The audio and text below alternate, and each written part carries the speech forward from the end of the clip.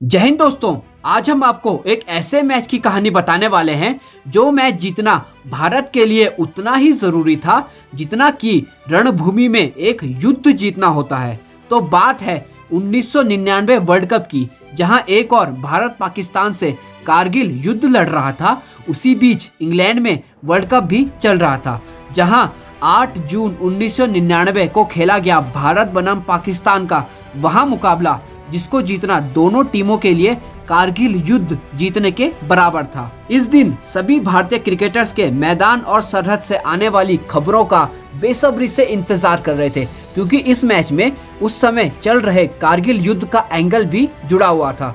दोस्तों, वैसे तो भारत बनाम पाकिस्तान के सारे ही मैचेस के लिए हम लोग बहुत ज्यादा एक्साइटेड रहते हैं, लेकिन इस मैच को लेकर जो एक्साइटमेंट उस समय भारतीयों के दिलों में थी वो शायद दोबारा कभी ना देखने को मिले, क्योंकि इस मैच से जुड़ी हुई थी भावनाएं, उम्मीदें और जीतने की चाह, और पाकिस्तान को यहाँ दिखाना कि भारत को अगर छेड़ोगे तो यहाँ भारत छोड़ेगा नहीं, और भारत को यहाँ दिखाना था कि वर्ल्ड कप और कारगिल दोनों हमारा है। फिर कैसे दिया भारत ने पाकिस्तान को करारा जवाब, जानेंगे इस वीडियो में। तो दोस्तों, आपको यह वीडियो अंत तक जरूर देखना है, क्योंकि यह एक ऐसा मैच है जिसके बारे में हम सब भारतीयों को अवश्य पता होना ही चाहिए। इस मैच को सौरव गांगुली चोट के चलते नहीं खेल रहे थे, जो कि भारत के लिए एक बहुत बुरी खबर थी। पाकिस्तान के पास उस समय बहुत तेज गति से गेंदबाजी करने वाले बॉलर्स थे, जिन्होंने पूरे विश्व कप में अपनी बॉलिंग से हल्ला मचा रखा था।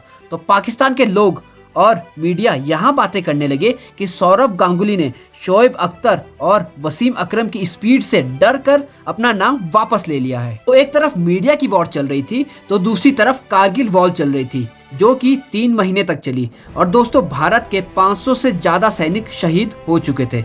दोस्तों, इन अमीर शहीदों के लिए वीडियो को लाइक करना ना भूले। तो इन्हीं सब विवादों के बीच हुआ टॉस इंग्लैंड के मैनचेस्टर में, जहां टॉस के लिए आए पाकिस्तान के कप्तान वसीम अकरम और भारत के कप्तान अजीरुद्दीन। भारत ने टॉस जीतकर जीत की शुरुआत कर दी थी। तो भारत ने टॉस जीतकर पहले बल्लेबाजी करने का फैसला लिया। भारत के टॉस जीतते ही मैदान में दर्शक इतना जश्न मनाने लगे मानो भारत ने अभी यहाँ मैच जीत लिया हो, और शोर मचाना लाजमी भी था, क्योंकि क्रिकेट इतिहास में ऐसा पहली बार हो रहा था कि जब दो देशों के बीच युद्ध चल रहा हो और उसी समय उन्हीं दो देशों के बीच क्रिकेट का महामुकाबला खेला जा रहा हो, वो भी वर्ल्ड कप में। यहाँ मैच देखने के लिए लोग सुबह से मैनचेस्टर ग्राउंड के बाहर आकर खड़े हुए थे। इसी बीच भारत के लिए ओपन करने आए सचिन तेंदुलकर और सदगोपान रमेश। पहले ओवर में सचिन ने 2 रन बनाकर एक रिकॉर्ड भी अपने नाम किया। सचिन तेंदुलकर वर्ल्ड कप में 1000 रन बनाने वाले तीसरे खिलाड़ी बने।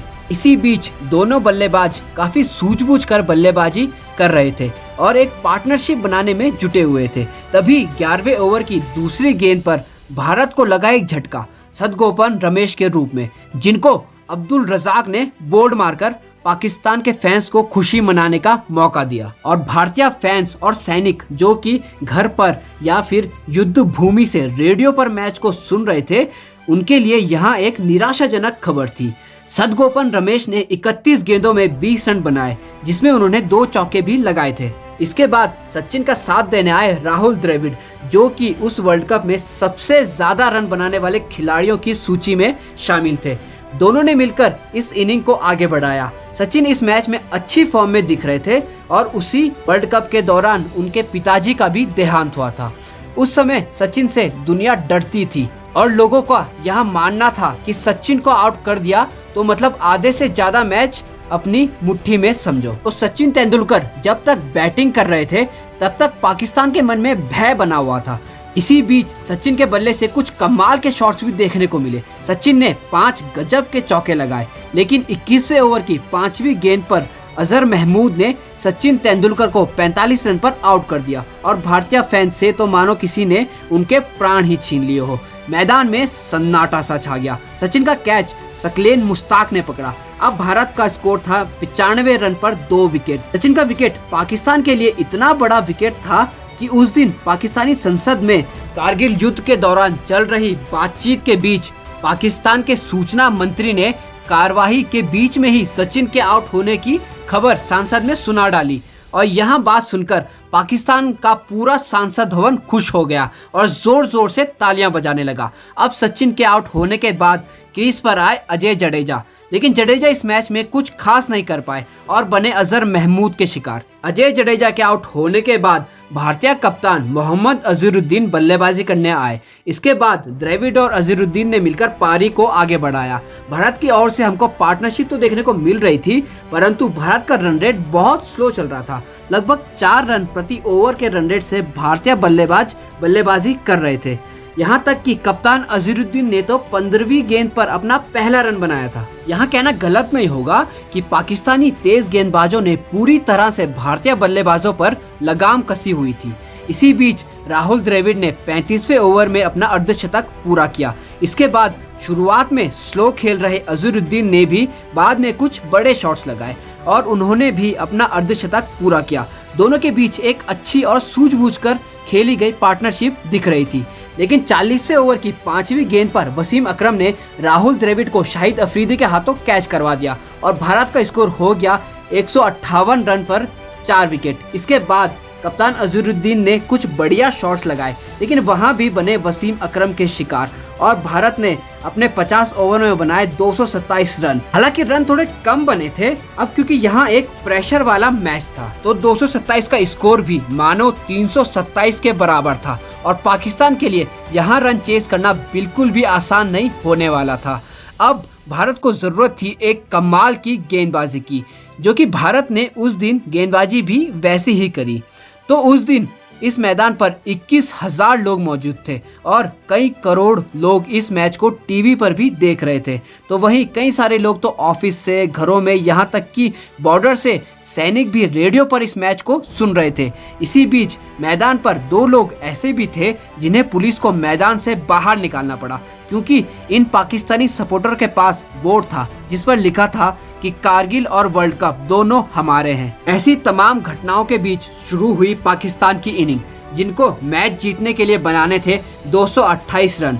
दोस्तों, वीडियो में आगे बढ़ने से पहले एक खास बात, अगर आप भी क्रिकेट के दीवाने हो और ऐसे ही हिस्टोरिक मैचेस के बारे में डीपली जानना चाहते हो तो आप बिल्कुल सही जगह पर आए हो। आपको बस हमारे चैनल क्रिक वेब को सब्सक्राइब करना है और नोटिफिकेशन बेल को ऑन करना है, ताकि आप तक पहुंचे हमारे सारे लेटेस्ट अपडेट्स एकदम फटाफट।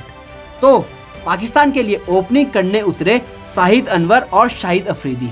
इंडियन टाइम के हिसाब से करीब शाम के 7:30 बजे पाकिस्तान की यहाँ इनिंग शुरू हुई थी। पाकिस्तान के लिए शुरुआत अच्छी रही और पहले ओवर की पहली ही गेंद पर शाहिद अनवर ने चौका लगाकर अपना और पाकिस्तान का खाता खोला और दूसरे ओवर में भी पाकिस्तान की तरफ से 2 चौके लगे। लग रहा था कि पाकिस्तान आज अटैकिंग बल्लेबाजी करने के मूड से आया है, क्योंकि ओपनिंग में पाकिस्तान की तरफ से शाहिद अफरीदी देखने को मिले और भारत को जरूरत थी करिश्माई गेंदबाजी की, जो कि हमको वेंकटेश प्रसाद, जयवागल श्रीनाथ, अनिल कुंबले से देखने को मिली।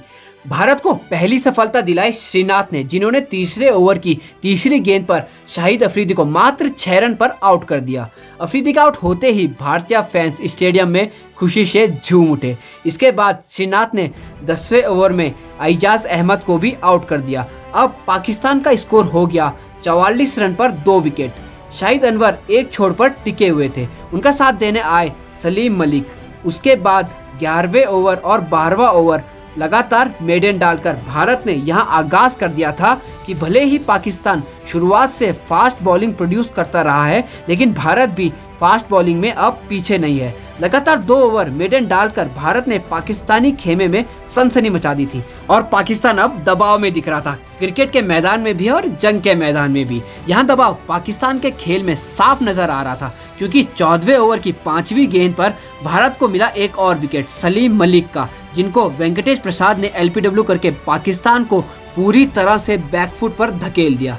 अब पाकिस्तान के लिए हर ओवर में मात्र 1 या 2 रन ही आ रहे थे, जिसकी वजह से रिक्वायर्ड रन रेट बढ़ता जा रहा था। तभी इस इनिंग में अच्छा दिख रहे पाकिस्तान के ओपनिंग बल्लेबाज शाहिद अनवर को भी वेंकटेश प्रसाद ने आउट कर दिया। अब इस विकेट के बाद तो पाकिस्तान पूरी तरह से स्ट्रगल करता हुआ दिखाई देने लगा। हालांकि इल्जिमामुल हक ने एक बेहतर पारी खेली, जिसमें उन्होंने 93 गेंदों में 41 रन बनाए, लेकिन वहां भी इस इनिंग में स्ट्रगल करते हुए दिखाई दिए।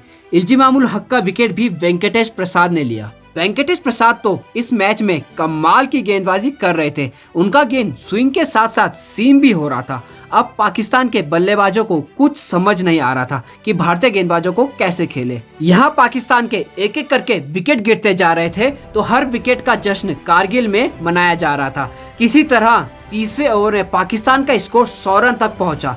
अब क्योंकि इस मैच में खिलाड़ियों पर तो दबाव था ही, साथ में एम्पायर पर भी उतना ही दबाव था, तो 31वें ओवर में हमको कुछ ऐसा देखने को मिला जो क्रिकेट में शायद ही कभी देखने को दोबारा मिले।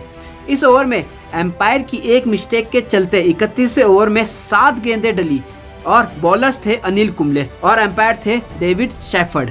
इस बात से यहाँ पता चलता है कि यहाँ कितने प्रेशर वाला मैच रहा होगा। इसके बाद भारतीय गेंदबाजों ने पाकिस्तानी बल्लेबाजों पर कुछ ऐसा शिकंजा कसा कि पाकिस्तान पूरे ओवर तक नहीं खेल पाया और 45.3 ओवर में मात्र 180 रन पर ही ऑल आउट हो गया और भारत ने यह मैच 47 रनों से जीतकर पाकिस्तान को यह दिखा दिया कि रणभूमि हो या रणभूमि, दोनों में हम पाकिस्तान से आगे थे, आगे हैं और आगे ही रहेंगे। इस मैच में भारत ने इतनी कमाल की गेंदबाजी करी कि पाकिस्तान की तरफ से हाईएस्ट स्कोर इल्जिमामुल हक ने बनाया था, वो भी मात्र 41 रन। भारत की तरफ से 2 विकेट अनिल कुंबले, 3 विकेट जयवेगल श्रीनाथ और 5 विकेट वेंकटेश प्रसाद ने लिए, जिनके लिए यहाँ एक ड्रीम स्पेल था। वेंकटेश प्रसाद को इस मैच में मैन ऑफ द मैच भी चुना गया था। मैच जीतने के बाद मैदान में खिलाड़ियों ने और दर्शकों ने कुछ इस तरह खुशियां मनाई मानो वर्ल्ड कप ही जीत लिया हो।